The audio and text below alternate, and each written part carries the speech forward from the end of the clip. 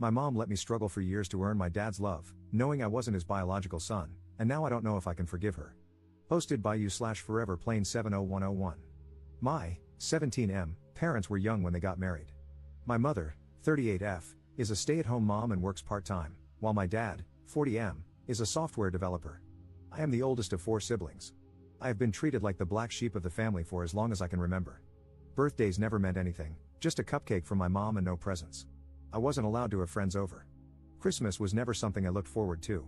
At most, I would get some socks while I watched my dad, aunts, uncles, and grandparents give my siblings gifts, new bikes, the latest fashionable clothes, phones, game consoles, games, you name it, they got it. The same went for their birthdays, big parties where their friends and family would show up and shower them with gifts. I was never allowed on family trips or vacations. I was left behind to stay with my grandparents, who were strict about everything I did. Sometimes, they would even call someone else to pick me up when I was supposed to stay with them. My mom got a part-time job when I was 13, and sometimes she would ask if we could just spend the day together while my dad and siblings were out, even if it was just to get ice cream. When I was home, I mostly stayed in my room and studied. It didn't matter how well I did in school or sports, my dad showed no interest. I was able to earn some money by tutoring, and I eventually managed to get a part-time job at a food court and a grocery store, which meant I spent less time at home. Over the years, my mental health got worse and worse because I was trying to maintain good grades, perform well in sports, and work 2 part-time jobs. My mom helped me find a therapist, who has been a great help. Yesterday, I came home from work late, tired, and just wanting to go to bed. I opened the door to hear my mom arguing with my dad and aunt in the living room. I could hear my aunt saying that I should be more grateful toward my dad. Then they saw me standing in the doorway and stopped talking. My mom and dad looked like they had seen a ghost, while my aunt announced, "And in comes the bastard." I was shocked to hear her say that. I knew she didn't like me and mostly ignored me when we were in the same room, but I got angry and just asked her to repeat what she had said. My dad quickly stopped her, but no, I wanted to know what I should be grateful for. So I asked what was going on. No one said anything for a while, so I asked again, grateful for what? Being ignored, neglected, abandoned, while my siblings are spoiled and get to play happy family with dad? As soon as I said dad, my aunt shouted that I was not his son. I was shocked by what she said, and I asked my dad if it was true. He looked at me and just said, "I'm sorry." I didn't know what to say. I looked at my mom, and she said nothing. I went to my room and just started crying. Later, my mom found me on the floor, shaking and crying. She helped me up and stayed with me until I fell asleep. I woke up this morning and called in sick. I barely left my room today. I just feel like everything I've done to make the man I call dad proud, or just to get him to acknowledge me, has been a waste of my life. I wish I had known years ago. Edit. After I put up this post, I had to get out of the house. I wanted to be alone for a while, and the thoughts of ending things became too hard to ignore. So, I called my best friend, and he picked me up. We went for a drive, and I told him what had happened yesterday. He just listened while I cried and told him everything. He already knew my father was like this, but not the extended family. I had never seen him so angry before. He had to pull over to calm himself down. I showed him the post, and he was silent for a while. After a few minutes, he told me that no matter what, I was his best friend, and he asked if it would be okay for him to maybe talk to his parents about me staying at his place for some time. I said yes. He dropped me off at home, and we got out of the car and talked for a bit. Before he left, he gave me a hug and said that whenever I felt alone, I should give him a call. When I entered the house, I ignored everyone. First, I would like to thank everyone for your comments. Though I have not responded, I have read through all of them. They have not only been helpful in helping me see things differently, but they have also encouraged me to stay strong until I can move out. You are right, this man is not my dad or father, and I will no longer see him as such. I will try to get some answers about why I am being abused, why no one told me anything all these years, and most importantly, who my real biological father is. Is he alive? Does he know I exist? To clarify one thing, I have no idea who anyone on my mother's side of the family is, and therefore, there is no contact with them. My 18th birthday is at the end of the summer, and I plan to move out that day, or even sooner, if I have the opportunity to do so. Commenter. So sorry to hear that. I can't imagine what you've been through or are going through. You do seem like a good kid, your whole life is ahead of you, and I'm sure good things await. You'll come out of this stronger and wiser. Didn't your mother and her husband say anything to you after you got home? Didn't they try to stop you from going to your friend or at least talk to you about this? Ops response. When I left, I didn't say anything. I just texted my mom that I was out and would be back later. When I got home, my mom tried to say something, but I ignored it and went to my room. She came to check on me later and asked if I'd like to come down for dinner, but I declined and said I wasn't hungry. She stayed for a while and tried to get me to open up. I just asked why she never told me that he wasn't my father. She didn't answer the question and just said how sorry she was that I had to find out this way, And then she left. Update 4 days later. So, a lot has happened in these past few days, and I am conflicted about many things right now. However, I am hopeful that I can start to heal mentally. Also, sorry for the long post. On Thursday, before I left for work at the grocery store, my father, whom I will refer to as K, called out to me. I responded by saying, yes, his first name.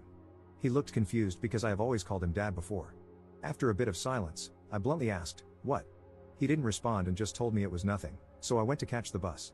When I got home late in the evening, my mom wanted to know why I called K by his first name. I told her that he never treated me as anything close to a son, so why should I call him Dad anymore? She had no answer, but she told me he was hurt by it. I wanted to scream when she said that. Yesterday, I had an appointment with my therapist, and I cannot put into words how much she has helped me over the years. Later, my best friend called to let me know that I could stay with them if I wanted. This morning, when I woke up, my mom was already awake and making breakfast. I asked her if we could talk alone today, as it was important. She agreed to talk after breakfast because Kay had to leave for work shortly after. After Kay left, she told my siblings not to enter the kitchen for a while. I am paraphrasing a bit because it was a long conversation. We sat down, and I found it hard to get the words out at first. But I told my mom that I couldn't get over the way I've been treated and neglected by Kay and his side of the family for all these years, and I needed to know why she allowed it. At first, she tried to dodge the question and gave me the same answers as always. But I didn't give in and told her that this was important to me. Again, she tried to dodge it, so I told her that I couldn't do this anymore. I was going to pack up some of my things and move out, and until she was ready to tell me the things I needed to hear, we would not be on speaking terms. She started to tear up and just kept saying, "I'm so sorry," over and over. It hurt me in that moment to see my mom cry, but I tried my hardest to keep my emotions in and asked her again, why? After some time, when she calmed down, she told me what happened. When she was 20 and in university, she had a boyfriend whom she had been with for 3 years. They shared an apartment along with his best friend.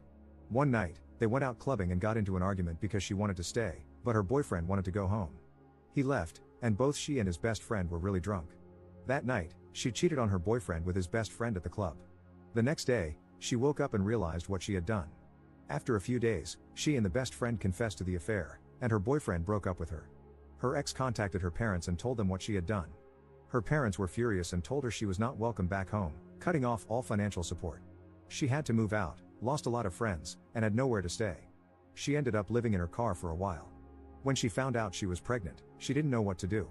She went back to the apartment to find that her ex and his best friend no longer lived there. She tried calling and texting them, but they didn't pick up or respond to her messages. She eventually got a job at a cafe, where she met Kay. He was a regular customer, and they got to know each other.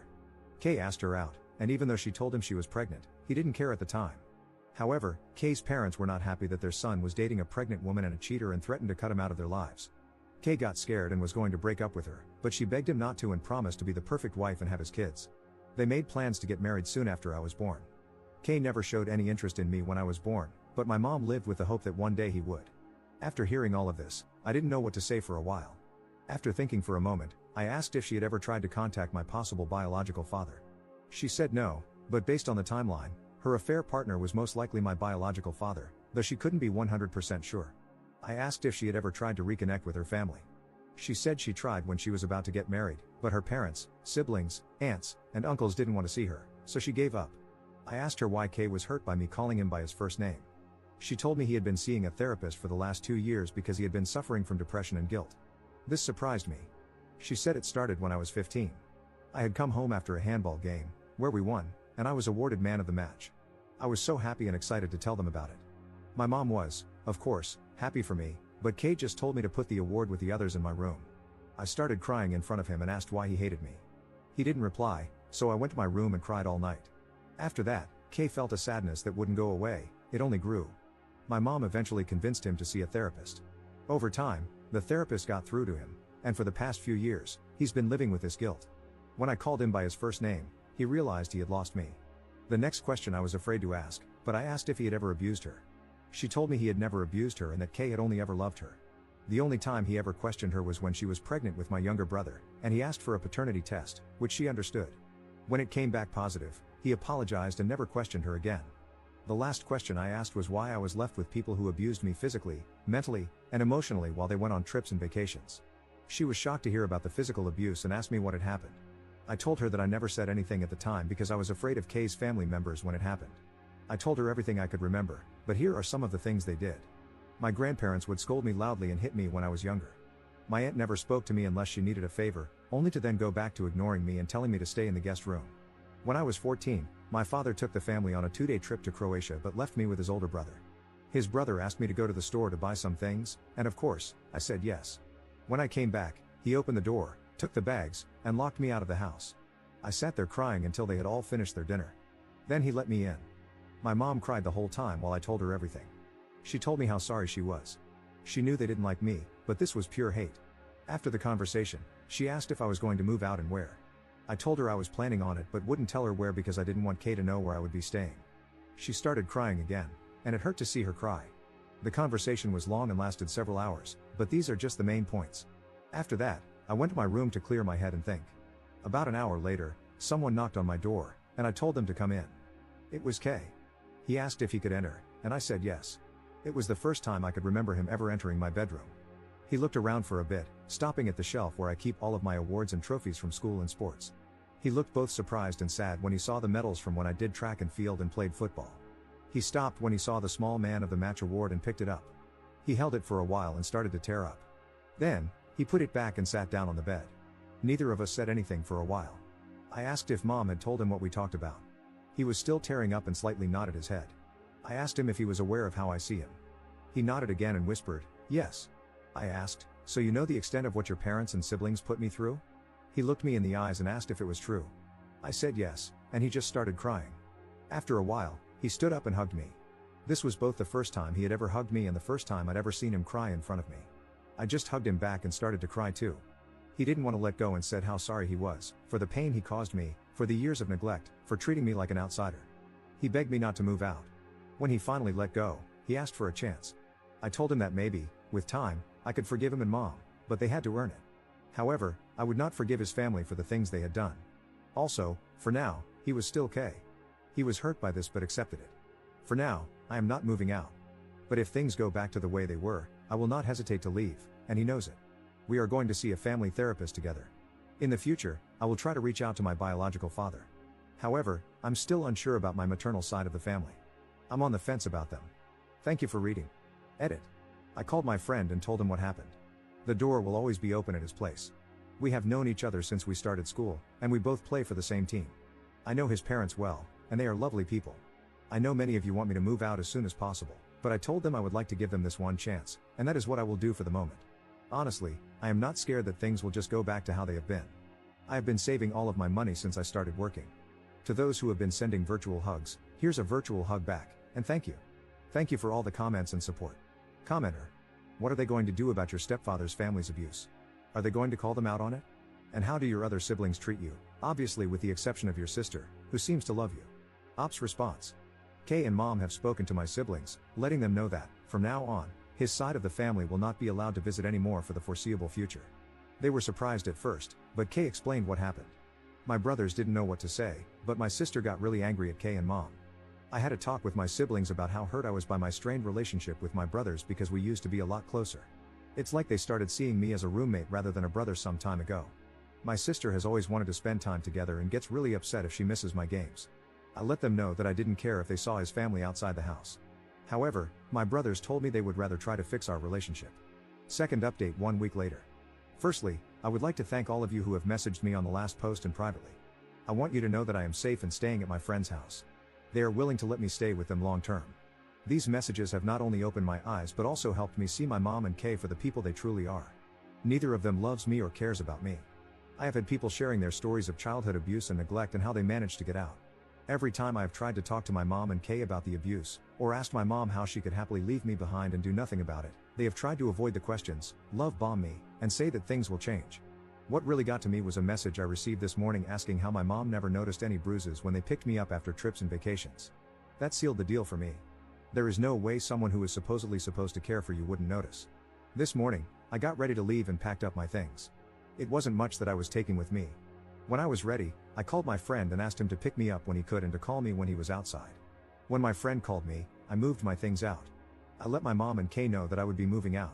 They did not take it well and started begging me to stay. I told them that I couldn't stay because it was clear to me that they didn't care about me. Kay got defensive and tried to say that this was my home and I should not leave. I asked him why, after 2 years of therapy, he has remained the same. How come, even though I tried my best, I was still treated like an outsider? He didn't say anything. I asked my mom why she let this go on for years without doing anything to stop it. Again, she didn't say anything. My brothers weren't home, so I went to say goodbye to my sister. It was really hard because she is the only one who has ever treated me with genuine kindness and love. I talked with her a bit, and when I told her that I was leaving, she looked so sad. It was harder than I thought to say goodbye to her. When I got to his car, I just broke down. We drove around for a bit before we got to his place. His dad helped me get settled in the guest room. My friend told his parents about the posts. They asked me to tell them everything, and I did. His parents talked in private for a bit and then let me know that they would rather have me stay with them long term than go back. Again, thank you for everything. Third update 1.5 months later. Just want to give an update on how I'm doing ever since I left. My best friend and his family have been nothing but wonderful. They have taken me in as their own and shown me nothing but love, kindness, and understanding. I appreciate everything they have done to make me feel safe and loved. I have met with my mom and siblings on a few occasions, but never at my old home or at my friend's house. I have made it clear that I will never step foot inside there again, and it took my mom some time to realize that. She stopped asking me to come back after I ignored her for a few weeks. I have switched therapists because I felt like I needed a fresh start in dealing with all of this. And yes, therapists are mandatory reporters in my country. I learned that after my first appointment, when the therapist contacted the police and reported my old one. Kay and some of his extended family have tried to reach out via texts. Some have offered their apologies, while others just sent insults. It's not hard to figure out why. Those have been blocked. To those who apologized, Kay's parents, brother, and his family, I replied with a simple, I accept your apology, but I do not forgive you. That may never happen, and it will be on my terms. For the foreseeable future, do not contact me again. What happens next, I do not know. I am just going to focus on school, my mental health, and getting a driver's license. Thank you for everything. I truly appreciate every one of you, and big hugs to you all. Commenter. Bro, let's be honest, you need to keep your distance from your mom. I mean, she knew what they did to you and never tried to stop it. She's a selfish woman who chose her life over her son. Ops response. The only reason I am in contact with my mom is that I can't meet my siblings without her. When I turn 18, I will become financially independent, and I can block her from interfering with my accounts. She has never done that in the past, but I don't want to take any chances. Commenter. I'm surprised that Kay's brother and his parents apologized. Ops response. I made a police report the day after I moved, and my new therapist also reported them. So, I think it's just an attempt to save face.